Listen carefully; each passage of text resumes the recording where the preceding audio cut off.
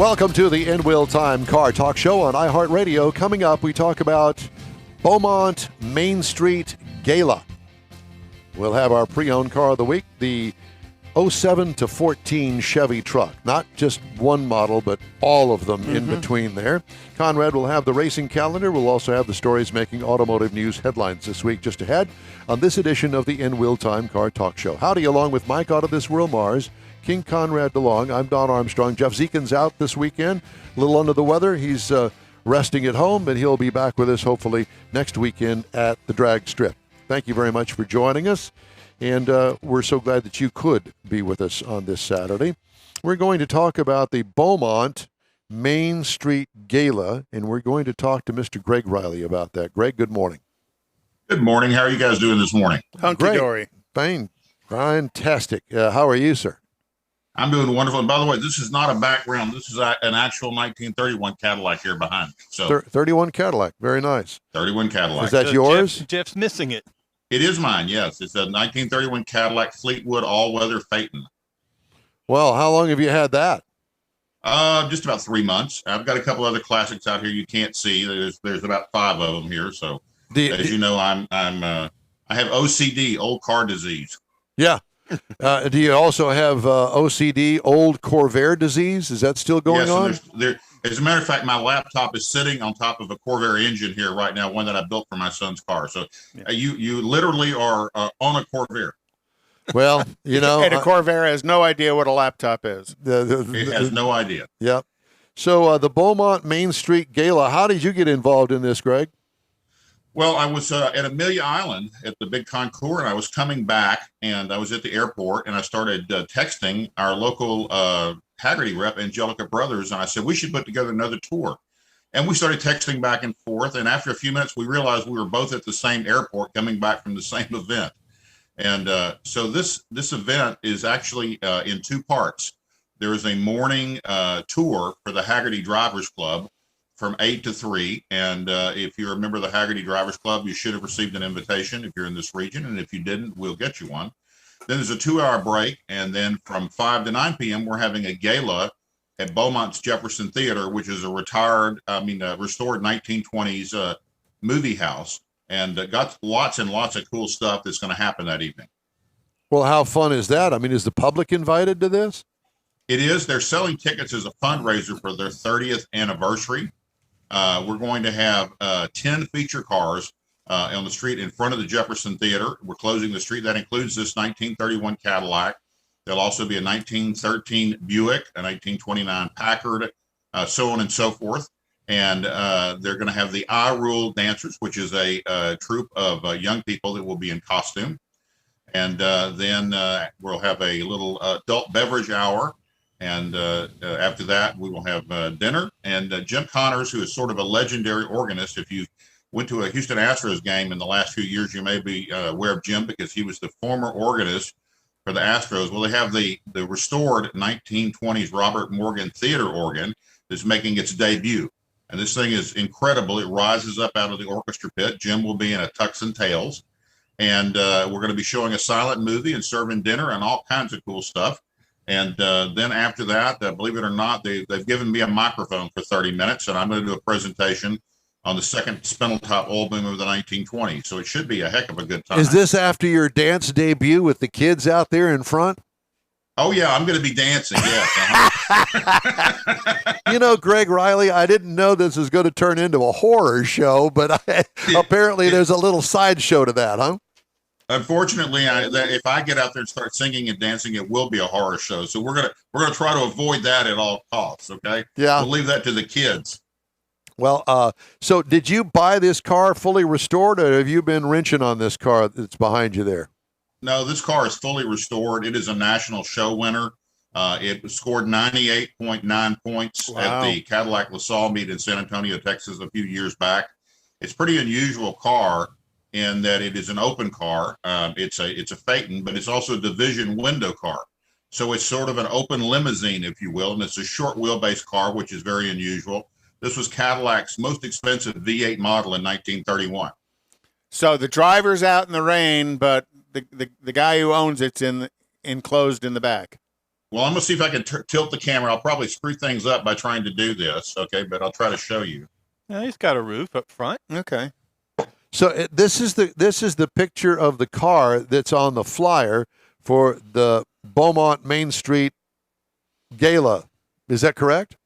Yes, it's one of the ones, and this is an almost definite. I hesitate to say because the owner hasn't confirmed 100%, but we believe that we have a very, very special car coming from Arlington, Texas, a 1933 Cadillac V16 Phaeton, which is much bigger than this car, and much more valuable than this car is. It's a gentleman that's he grew up in Beaumont, and he said it sounds like it would be a fun thing to do. So we think that car is going to be there.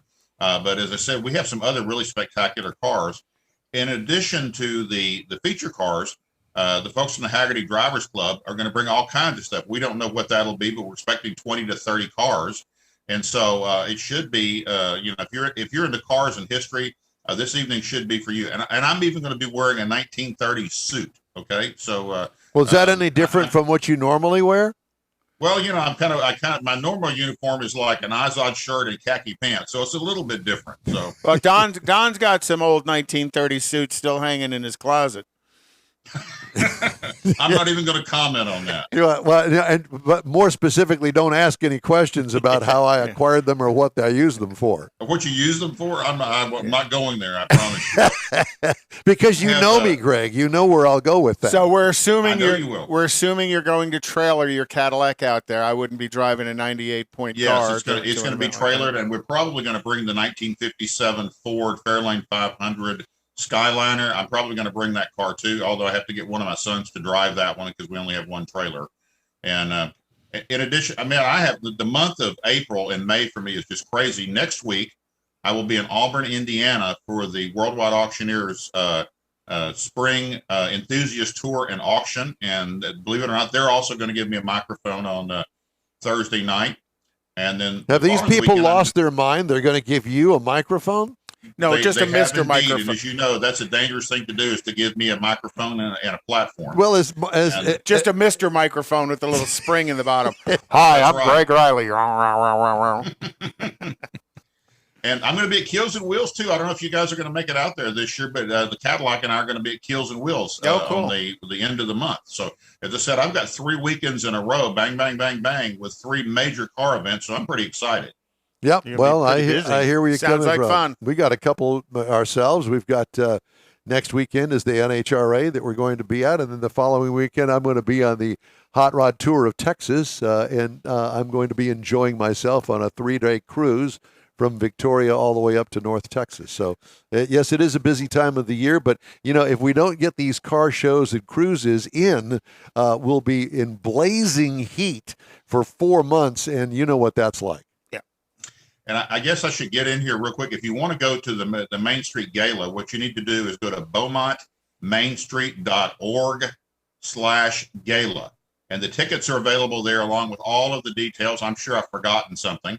There's also pictures of the cars, and it's a great event. I'm volunteering my time. And the whole idea is to have a lot of fun with these old cars, but also raise some money for Beaumont Main Street, which is the organization that's dedicated to downtown revitalization and preservation. Really, some really great folks over there that have partnered with us. And I should get in a couple of quick plugs too, because the Main Street Gala is sponsored by ExxonMobil. They've been very generous in helping us get this thing off the ground. And then, of course, the daytime tour is part of the Hagertys Drivers Club. I think you guys probably know Angelica Brothers. Oh, very much been so. on the program a time or two. And it is going to be a phenomenal day. If you love old cars and you like to eat, well, this is going to be the day for you. Well, going to have mud bugs. Is that what it is? Oh, I don't know. Too messy. No, it's not. We have a wonderful catered luncheon, and then that night they're doing like an old-fashioned picnic dinner, if you will. As you go in, or at 6 o'clock, you'll be given like a picnic basket. Just all dressed up in all of the fancy suits and stuff, and they just throw the crawfish on the table in front of you. It's not going to be that. Thank God. There's too many of those things. I may have to go find crawfish for lunch, though, after you saying that, Conrad. Yeah, no, I'm good. I'll take a nice ham sandwich. That'll be just fine with me. Yeah, but at any rate. Well, it sounds like a great event.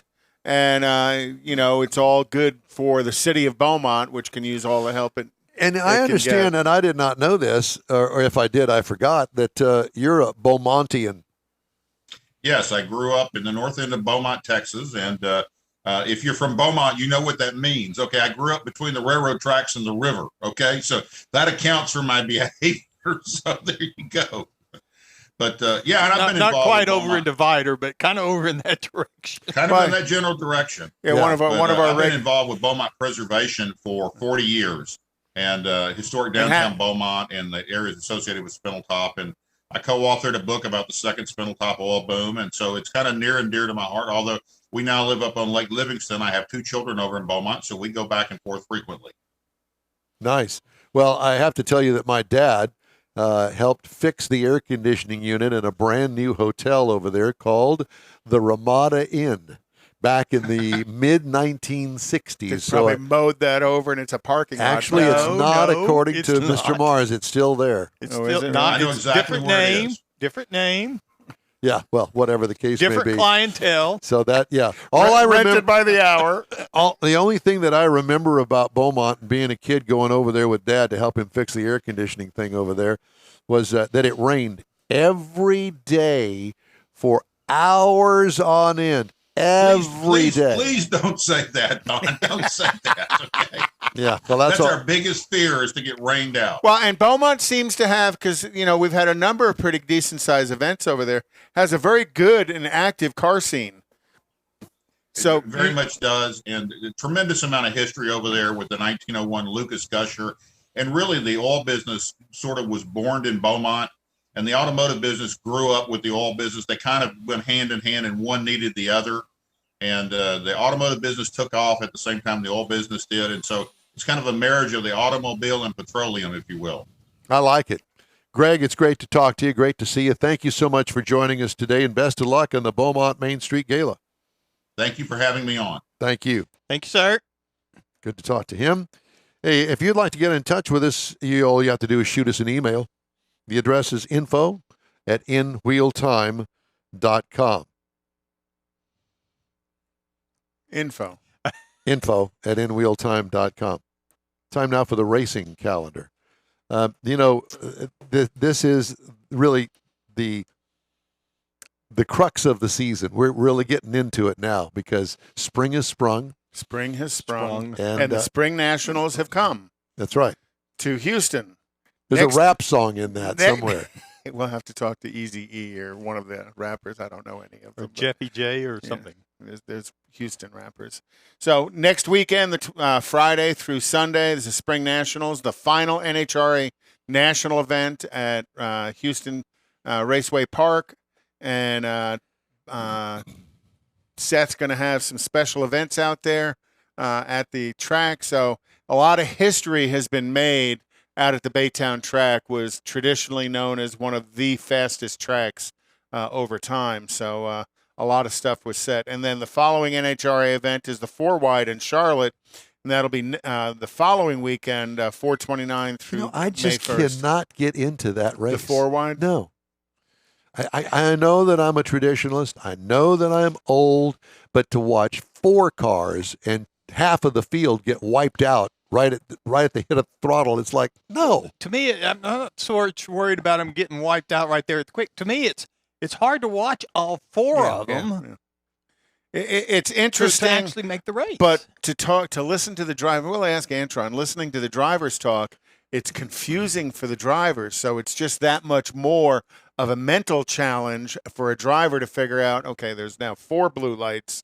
Which one am I? Am I pre-staged? Am I staged? And well, I mean, they've got that worked out pretty well. I don't think so. Because 2 on one side, 2 are on the other. 2 over here, they have their Christmas tree. 2 over there, they've got their Christmas tree. But the top tree shows all 4 pre-stage and stage lights. Yeah. So kind of cool. It's kind of like 2 drag strips sitting side by side. Yeah, that's why to me it's so not hard. kind of like, it's exactly well, but I mean, like. that's why it's so hard to watch it. It's like, who am I watching? You got to pick one car. If you're out here at Baytown, you can sit there in the stands and you'll basically see both cars unless something happens to one of them, because the race is a race. They're all pretty close. But you got 4 of them now you're trying to watch, and you're Yeah, Vision just doesn't work. And theoretically, one can go down the track and win, and another one can smoke the tires with the other three smoking the tires, and the one who smokes the tires the fastest can still advance, because in the first 2 rounds, 2 cars advance to the finals, to the next round. Regardless if they make it to the end or not? Well, no, they have to make it to the end. They got to make it to the end of the They track. have to make it to the end. And then the 24th is Slow also rolling. NHRA is at Talladega on May 1st. NHRA is at Dover on May 8th. They're at Darlington. And May 15th, they're in Kansas.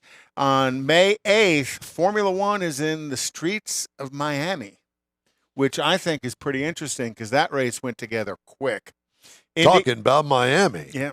In Indy cars on May 1st in Birmingham, on May 14th at the Grand Prix of Indianapolis, which is the old Formula One road course. And then the Big Daddy on the 29th is the Indy 500. All followed up by the Gulf Coast Racing Series here in Houston. The season opener is July 2nd. Race number 2 is August 6th. And race number 3 is September 10th. Headed up by Gina Child-Knowles, friend of the show, out at. We're going to have Rodney on. He's going to talk about that later. Cool. Oh, today? Yeah, That's why I don't. today. That's why I don't read what Morris emails me. 'Cause I I wouldn't. know. Yeah. Well, it wasn't on there. It was kind of a last minute. Okay. thing. Well, cool. So that is the racing news. He I still wanted- doesn't read anything I send him, so it doesn't matter. Neither do I. So does anybody? I do. You read it because you wrote it. Exactly. We don't read it. Jeff does, Yeah, Jeff does. Yeah. because Jeff's the smartest of the 4 of us. There's that.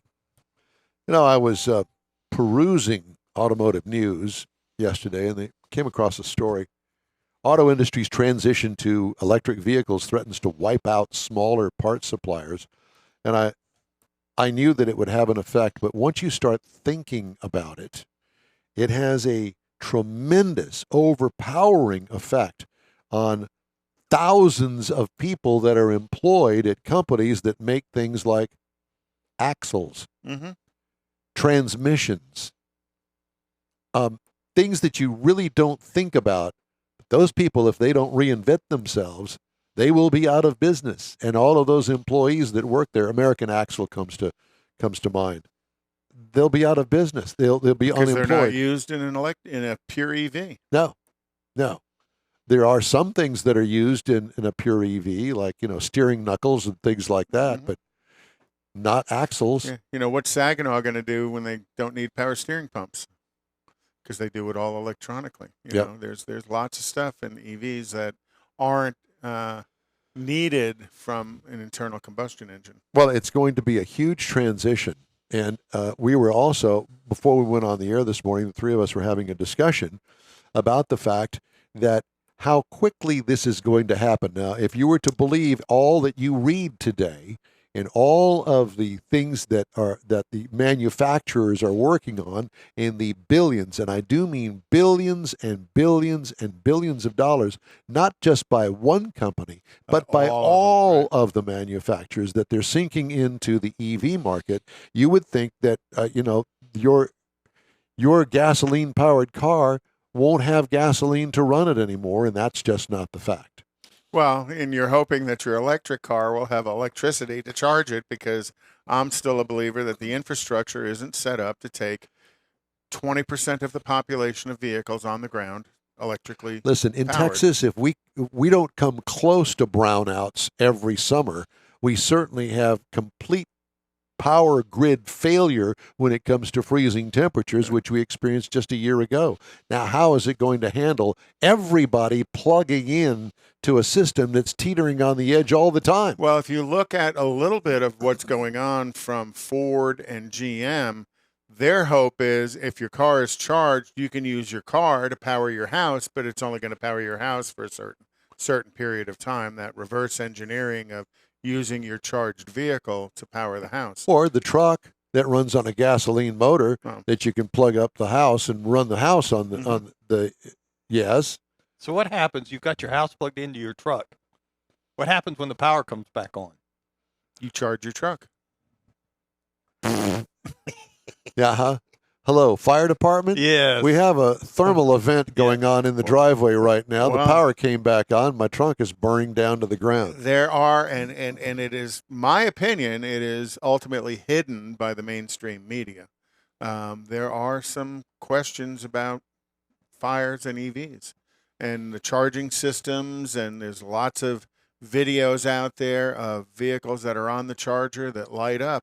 Chevrolet recalled the Bolt because of fires caused because of the EV system. Well, but I argue the fact that there are a lot of gasoline vehicles that go up on the freeways every day, and I see it. Oh, yeah. But to me, the difference is how easy it is to put that fire out. Well, yeah, you could put a gas fire out. An EV fire, you may put it out for now, but once the oxygen gets back to the source, it's going to reignite. You know, we talked about that a couple of weeks ago, how they'll reignite while they're being trailered into the salvage yard, and salvage yards have, the big ones, have a special area with fire suppressant devices around to store EV vehicles, and in some instances, they store them on their roof so they can access the battery, on the Teslas, and access the battery pack to extinguish them. Really? Yep. Yes, they do. They store them on their roof. Well, they don't store them. I mean, these are all totaled cars. They just turn them on their roof so that they can get to the battery pack. So what's going to happen to all of the ugly components that make up that battery? So you have a total Tesla in there, and you've got this ginormous battery pack underneath it. What happens to highly toxic stuff? Yeah. But, hey, you know, we're just going to send it all to California and let them deal with it. Yeah, why not? Because it's, the disposal of NiCad batteries is bad. There's places around the country where just throwing out an Everready battery, you're supposed to report it and package it a certain way and dispose of it in a certain container so it can be taken away properly and disposed of correctly. All right. Time now for this hour's car review. This is usually Jeff's segment. He's not here today. He'll be back next week. It's the pre-owned car of the week, the under 10 series. So buying cars for under $10,000, and I did not realize that you apparently can buy an old Chevy truck from 07 to 14 for under $10,000. I don't believe so, but we'll go. Well, we'll go with it anyhow. In today's market, it's kind of hard to tell. But theoretically, if you're looking on paper and stuff, you can do that. Now, we're talking about... Did you say theoretically? You just said that. Yes, and he meant it. He did. All right, well, here's the truck, Mars. Let's go. Yeah, here's the truck. So they did a redesign in 2007, and 2006. So this is what came up with for the 2007 to 2014 model. Much better looking than the previous generation or the current generation. Or the current generation. Now, this vehicle is available in 3 to 6 passengers, depending on which kind of cab you had. It came with 3 different cab sizes, and those cabs kind of dictated the bed size. You could get up to an 8-foot bed with the extended cab so that you had this ginormously long thing that you cannot park or turn the corner in. And it is noted from Chevrolet that you cannot get the long bed. They restrict it to a 5'8" on the crew cab because of the maneuverability of putting that long bed on the back of that crew cab. Or lack thereof. Yes, or lack thereof. So, as part of the redesign, it came up with what's considered a very much improved interior. The rear seat, it has the fold up so that the floor, you can get access to the floor for the cargo on it. It has an optional 40 front seat that you can find in some of these vehicles, and that's where you get into your 6 passengers actually for this vehicle. And I was surprised to learn that in that year range, there was over 3,600,000 of these vehicles that were sold new. So that means there's a lots of vehicles out there to chase down. Yeah. Uh-huh. Now, they had 4 different engine options in it, a 4.3 V6, which was considered the standard at 195 horsepower. And they sold virtually none of those. Exactly. They stepped up to a 4.8 V8 with 305 horsepower. Which they sold some of. And then you get to the 5.3-liter V8 at 315 horsepower. Which was the majority That's what most people buy. Right. But you could also step up to a 6.0 V8 at 367 horsepower. And it was a gas pig. It was, but it had some power in it. In fact, now these all came with a 4-speed automatic transmission. You could get rear-wheel drive or 4-wheel drive in each one of those.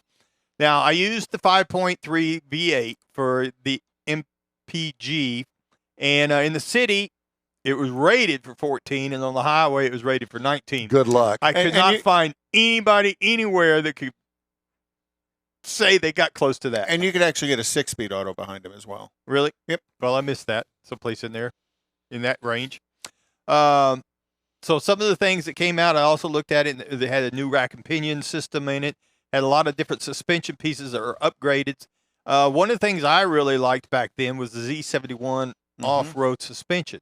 It was more than decals. Nowadays, it's kind of got some decals to it. It's got a few things. But back then, Stickers. it was really a package to take it to an off-road level, and you could only get it in a four-wheel drive. Let's put some stickers on it. Well, no, Z71 has always been a suspension upgrade, some skid pads, some but it's rock not now. shields. It's not like it was back then. Yeah. Let's concentrate on this. 20-inch wheels, where you could get 20-inch wheels on this thing.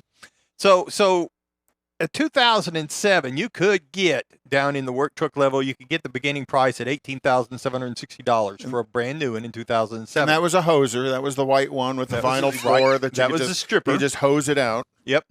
I look at that as a different kind of hoser, but whatever. Yeah. By 2014, that had creeped up to $19,997. Now, I picked a 2008 because there's so many variables in it, but you can get right now a 2008 somewhere between $5,613 and $97.90 if you go out and look at KBB and Edmunds. That's what they'll tell you.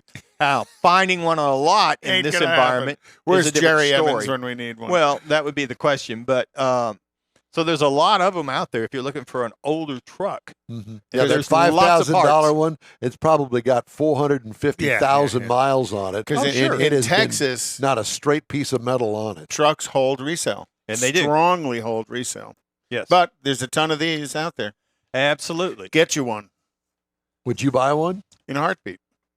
If it had, less than 150,000 miles on it. Hell, Wow. I drive that 2012 Chevy Tahoe, which is the same generation as this truck, and I get a solid 15 miles to a gallon.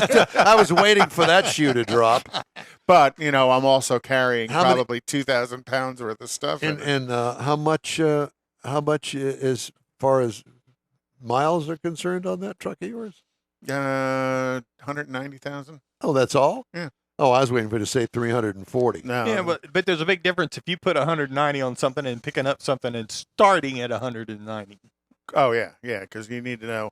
Anytime you buy used, you need to know service history on it. Hey, the In Wheel Time Car Show streams on the iHeartRadio network, on your iHeart app, Facebook, YouTube, Twitch, and InWheelTime.com. Podcasts are available from your favorite podcast channel. The In Wheel Time Car Show continues right after a quick break. Father's Day weekend, Saturday, June 18th, 2022.